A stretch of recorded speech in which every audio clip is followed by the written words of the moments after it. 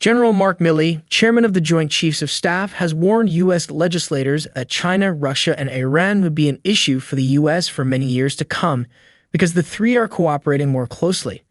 Milley, who appeared before the House Armed Services Committee alongside Defense Secretary Lloyd Austin, stated that Russia and China are growing closer. In his words, Milley said, "I wouldn't call it a true full alliance in the real meaning of that word, but we are seeing them moving closer together, and that's troublesome." And then Iran is the third. So those three countries together are going to be problematic for many years to come, I think, especially Russia and China because of their capability. While the U.S. has made it obvious for years that the three countries are military targets, especially China and Russia, tensions with all three have risen in recent months and even weeks. So is Western military superiority being threatened? Does this growing alliance between Iran, Russia, and China pose a mortal military threat to the U.S.? Stay tuned and be kept up to date. Remember that subscribing and activating the bell notification feature will make you stay up to date with business, history, international relations, geopolitics, and world affairs shaping the global climate and our civilization. So what have U.S.-China relations been like over the last decade? Well, the United States and China have one of the most significant and complicated bilateral ties in the world. Since 1949, the two nations have had times of tension and cooperation on topics such as commerce, climate change, and Taiwan. Following the designation of Chinese nationals by the United States on May 19, 2014, we saw some signs of collaboration between the two countries when U.S. President Donald Trump stated in a phone conversation with President Xi on February 9, 2017 that he will respect the One China policy. On March 22, 2018, the Trump administration imposed sweeping tariffs on Chinese imports worth at least $50 billion in response to Chinese theft of U.S. technology and intellectual property. China's retaliatory tariffs on U.S. imports in early April sparked trade war worries between the world's two largest economies. By July 6, 2018, the Trump administration will add tariffs to $34 billion in Chinese goods. On December 1, 2018, the U.S. arrested Huawei CFO Meng Wanzhou in Canada. The U.S. Justice Department accused Huawei and Meng of fraud and error in trade violations. In retaliation, China detains two Canadians for compromising national security. On November 15, 2021, Biden and Xi discussed guardrails to avoid conflict.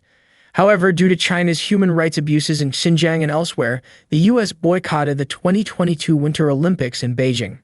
On August 2, 2022, tensions flared over Pelosi's Taiwan visit. Beijing canceled U.S.-China climate discussions, severed high-level military contacts, and sanctioned Pelosi after the trip. Chinese troops ringed the island with live fire. Beginning in October 2022, the U.S. Commerce Department restricted sales of advanced computing chips and equipment to China. Commerce Department officials said China was using these items to produce advanced military systems and commit human rights violations. Biden will meet Xi in Indonesia on November 14, 2022. Both leaders wanted to ease tensions and restart climate talks. However, a Chinese surveillance balloon over the mainland U.S. has raised tensions with China. The U.S. Navy downed it off the East Coast. Now, what have U.S.-Iran relations been like over the last decade? Former allies, the United States and Iran, have seen tensions rise on numerous occasions in the 4 decades since the Islamic Revolution, with some intriguing changes in the last decade. U.S. President Barack Obama called freshly elected Iranian President Hassan Rouhani to talk Iran's nuclear program, the most direct communication since 1979, on November 24, 2013. In 2015, officials from China, France, Germany, Iran, Russia, the United Kingdom, the United States, and the European Union established the Joint Comprehensive Plan of Action on Iran's nuclear program, JCPOA. Iran commits to a series of measures in exchange for sanctions relief, including disassembling and rebuilding its nuclear facility in Iraq, permitting more invasive monitoring methods, and restricting uranium enrichment for at least 15 years. However, on May 8, 2018, U.S. President Donald Trump withdrew from the JCPOA and launched a sanctions campaign to put maximum pressure on Iran. To make things worse, Trump declared the Islamic Revolutionary Guard Corps, IRGC, a branch of the Iranian army, a foreign terrorist group on April 15, 2019, FTO. This is the first time the U.S. names a portion of another country's administration as an FTO. Then, between May 2019 and October 2019, we observed a succession of attacks in the Strait of Hormuz. Two oil vessels were assaulted near the Strait of Hormuz on June 13, less than a month after four commercial ships are injured in the same region. The United States accused Iran for the assaults, labeling it a nation of terror. In reaction, the U.S. declared the deployment of 1,000 extra soldiers to the Middle East, and the IRGC shoots down a U.S. surveillance drone 2 days later. In retaliation for an airstrike that killed militia members, Iraqi demonstrators and Iranian-backed militias attempt to seize the U.S. Embassy in Baghdad on December 31, 2019. Protesters shout "Death to America" and demand the U.S. leave Iraq. Qasem Soleimani, head of the IRGC's Quds Force, was killed by a drone assault in Baghdad on January 3, 2020. 7 Iranian and Iraqi civilians and Iraqi militia leader Abu Mahdi al-Muhandis were also killed. Iran retaliated by abandoning the nuclear accords. After the killing of prominent nuclear scientist Mohsen Fakhrizadeh, Iran's Senate voted a proposal to enrich uranium to 20%, far over the JCPOA's limit. It threatened to withdraw IAEA monitors if financial and energy restrictions were not lifted within 2 months. By April 2021, there is a glimmer of optimism as talks to revive the JCPOA continue. Even after an accident at Iran's Natanz nuclear plant, which it blames on Israel, causes Iran to enrich uranium to a new peak of 60% purity, the negotiations continue. As nuclear talks stall in September and October 2022, the U.S. will support Iran's protests.